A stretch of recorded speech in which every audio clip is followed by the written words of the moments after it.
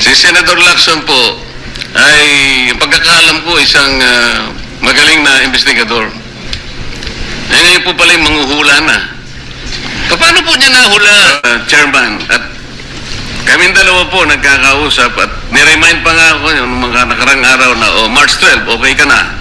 So, ang sabi ko sa kanya, ito po ang dapat nating maimbitahan. Bakit naman po nagkaroon ng issue sa national security ang pagdinig tungkol sa usapin sa West Philippine Sea? Mr. President? Ito na naman po ba ay patakaran para ilihis na naman? Hindi po pag-uusapan dito kung ano-ano mang klaseng teritoryo pag-uusapan dito.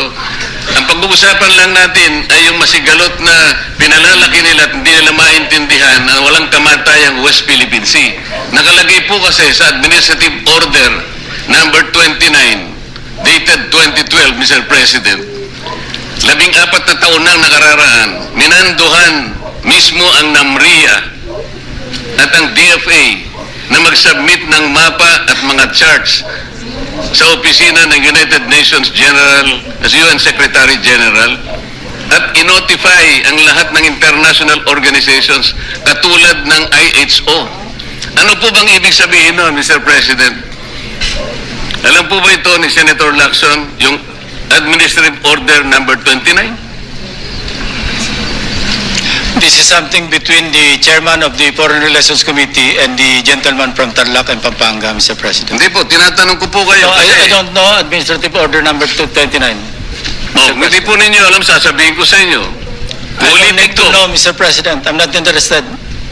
Hindi po kayo interesado sa isang bagay na napaka-importante sa ating bansa?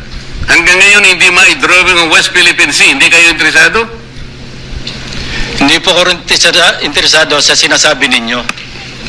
Maring hindi po kayo sinasabi na interesado sa sinasabi ko. No, Ngunit sa sasabihin ko, interesado ang buong Pilipinas. Sapagkat dito nakasalalay po kung sino nagsasabi ng totoo.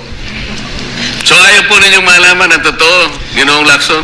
Kasi po, Mr. President, ang ipapalabas na naman niya, yung China, may karapatan dyan sa lugar na yan.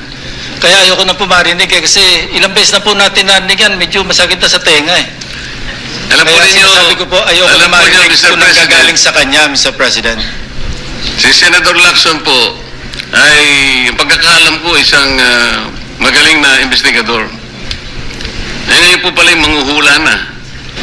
Hindi ko po igagalang interparliamentary immunity sapagkat ang pinag-uusapan dito ay interes ng mamamayan. Huwag po tayong magtago kung saan-saan.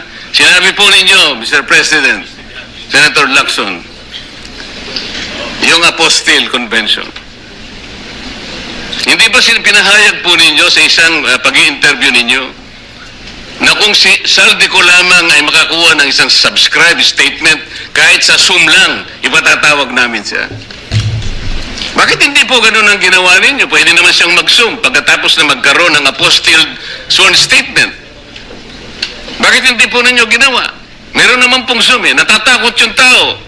Nanganganib ang kanyang buhay. At palagay ko naman, nanganganib nga talaga.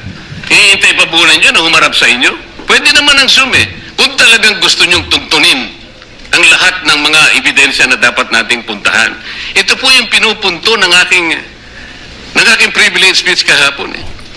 Hindi ko nga po alam na kapag ako po ang magdi-deliver ng privilege speech, Mr. President, palagi po kayong nawawala kasi nga nasa bandang huli na po ako eh. Pero kung talagang gusto nyo lamang, alam nyo naman nasa agenda po natin kung sino po ang tatayo para mag-deliver ng privilege speech eh. Ayaw ko pong isipin na sinasadya ninyo.